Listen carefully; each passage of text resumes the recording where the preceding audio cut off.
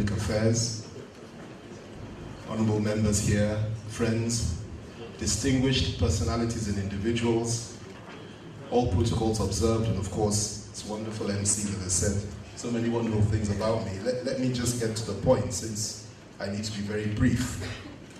First of all, I have to commend the Honourable Minister for that very detailed, albeit rather long presentation, and I think it needed to be long because he has achieved so much, and we're very proud of him. We're very proud of his ministry, we're proud of his efforts, and I have to say that I am immensely impressed by what he has managed to achieve in a relatively short period of time, and I sincerely hope and pray that he and those that work with him will have the opportunity to continue with the good work that they have started over the next 4 years or so after a fresh mandate has been given to Mr. President next year. I also would like to say one or two very brief things about the convener of this program today. That is Dr. Okupe, who has always been a great inspiration to me personally. Not only has he brought so much strength and character to the present administration, and he has been very forceful and clear in his ways, he's done an excellent job, but he did the same thing for the Obasanjo administration in 1999, and he has been consistently involved in the affairs of this country since the year 1990, when September Club was formed and we rallied around him. And he has been doing this for so many years now, and I really do commend you, Edmond, because you're a wonderful person. Fearless, strong, and very clear thinking.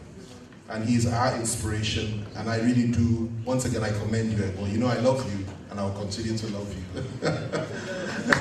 Many of us do.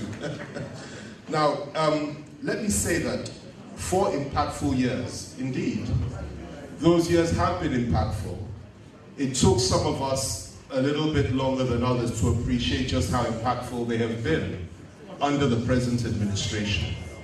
And it's important for me to use a forum like this to actually tell you why it is that some of us decided to go back to our family where we came from, even though we were away on sabbatical for 1 year in the ranks of the opposition. And I think this provides a reasonably good opportunity for me to say 1 or 2 words about that. A president is only as good as those that are around him. This was proved over the years, even over the time when President Obasanjo, our father, was in power. The reason why he recorded so many successes was because, in my view, he had the right caliber of people around him, and they advised him and they implemented policy. In my view, in the last few years, or at least in the last 1 or 2 years, under this administration, this has been the case because a number of changes have been made. And I have to say this, I have to commend the president, because it's not easy for him to have made those changes that have resulted in the successes over the last few months and 1 year that has enabled so many of us that left the party and opposed the government to come back and support it. And I will mention a few of those. He made it very easy for us. And I'll mention 1 or 2 of those changes. First of all, I have to say that the party itself, the new chairman came in, and that chairman, he's known as the game changer. And of course, you can see how the game has changed since he came in to office. I'm talking about Ahmed Mauzu, who's a good friend of mine and who has been in politics for many years as well. But when he came in, everything changed within the PDP. The doors were open for everybody, they reached out to everybody, they called everybody, even those that were aggrieved, and they ensured that not just people like myself, but others, like Ayoshi, who is now the governor of Ekiti State, Benga Daniel, so many of them, the former governor of is it the Sokoto, so many of us came back since he became the chairman, Peter Obi, since he became the chairman of the party.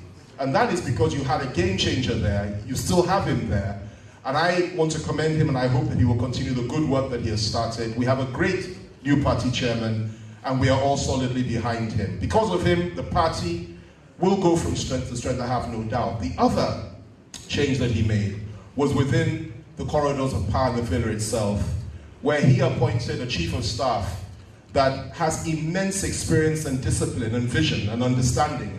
And once again, this man has made such a difference that it was difficult for us. He reached out, he worked hard, and he ensured that we supported our government, tried to understand our government better, and we're all back there. And the third change was that of the NSA, the NSA's office. Again, we have a man that really seems to know what he's doing, and as a consequence of that, the horrors of yesterday, even though we still have a few now, certainly not as bad as it was. He's working extremely hard. And these are the reasons why some of us retraced our steps and came back. But most important of all is this, that we must understand that we are faced, or saddled rather, with an opposition that will leave no stone unturned, not just to stop the progress that is being recorded over the years, but is also very clear that they want power at all costs and they'll do anything to achieve it. I take this opportunity to repeat what I have said in a number of forums over and over again, and I'll say it again here.